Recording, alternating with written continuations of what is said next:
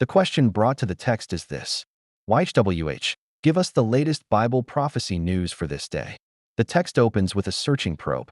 The lead verse is Mark chapter 7, verse 11. It says, "But you say, if a man will say to his father or mother, it is Corban, that is to say, a gift, by whatever you might be profited by me, he will be free."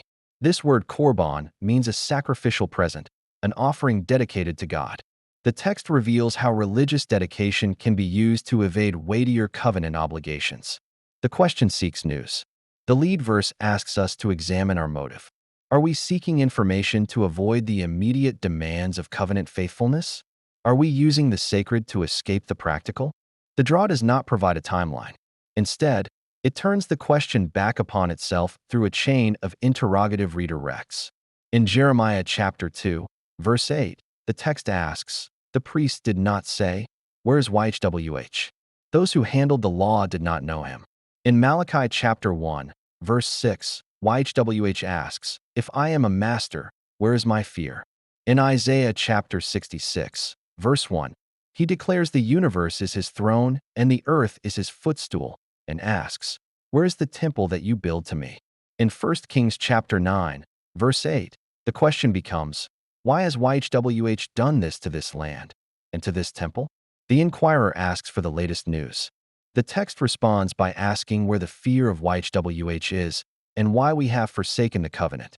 The draw dismantles the presumption that such news is reliable. Zechariah chapter 10, verse 2, states that the covenant-defiling idols have spoken vanity, and the diviners have seen a lie and have told false dreams. Jeremiah chapter 2, verse 8, confirms that the prophets prophesied by Baal and walked after things that do not profit.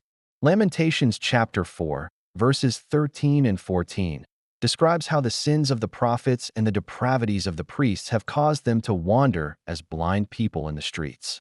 The prophetic office has been corrupted. To seek the latest prophecy news from such a landscape is to drink from a poison well. The question asks for news for this day. The draw contains a dense cluster of day references, but the day described is consistently one of judgment, not revelation. 1 Chronicles chapter 5, verse 26, speaks of exile to this day. 1 Kings chapter 22, verse 35, describes a king dying in battle. Isaiah chapter 37, verse 3, calls this day a day of trouble and of rebuke and of blasphemy. Revelation chapter 1, verse 19, commands to write what things you did see, and what things they are, and what things are about to be coming to pass. Genuine prophetic writing encompasses past, present, and future. It is not a news feed. Against the terror that arises from judgment imagery, the text provides a direct antidote. In Mark chapter 6, verse 50, the one who walks on the water speaks his identity, saying, "Be of good cheer, it is I, be not terrified." The antidote to terror is recognition of who is present. In Matthew chapter 28, verse 5, the angel says, "Fear you not, because I know that you seek Joshua that was crucified." The seek is acknowledged, but the direction is to fear not. In Isaiah chapter 44, verse 2, YHWH speaks directly, saying, "Fear not, O Jacob my slave, and you, Jeshurun, whom I have chosen."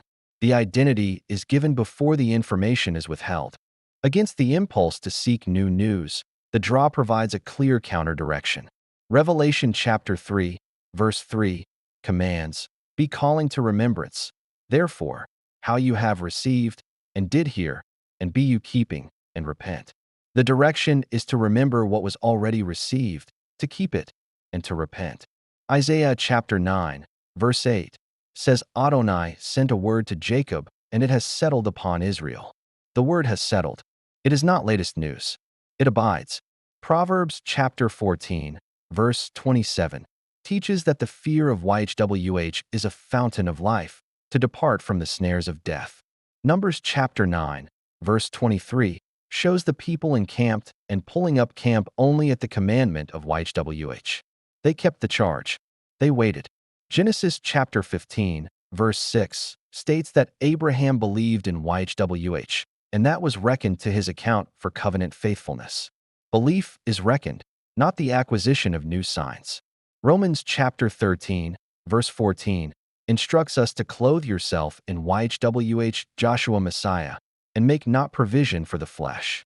James chapter 4, verse 7, commands, subject yourselves therefore to Elohim. Resist the devil, and he will flee from you. None of these directives require new prophetic information. All require engagement with what has already been given. The mathematical layer confirms this textual direction with extreme force. The deterministic inquiry answer is a lean no. The probability of a negative response is 93.2%, while the probability of a yes is only 6.6%. This is not a random fluctuation. It is a strong anomaly where all confirmatory gates pass. The guided draw extreme anomaly metric, measured by the Fisher combined probability test, yields a chi-squared value of 101.4, with a p-value of 1.73 times 10 to the minus 11.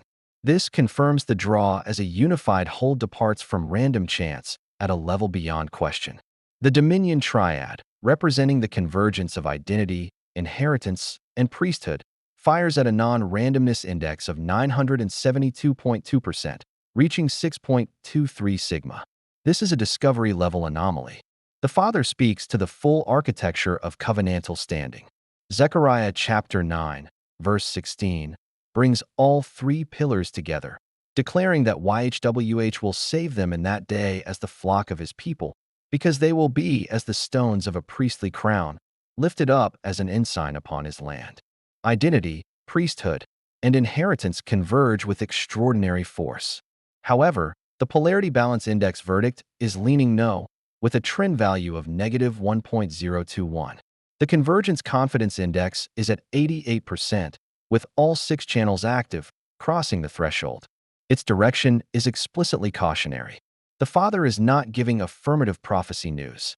He is issuing an emphatic redirection away from the question as posed. So, what is the Father saying to the question, YHWH? Give us the latest Bible prophecy news for this day? The answer is no. The latest prophecy news is not what the Father is providing. The draw opens with the warning of Corban, evading covenant obligation through religious dedication. It warns that diviners see lies and prophets prophesy by Baal. The day described is one of trouble.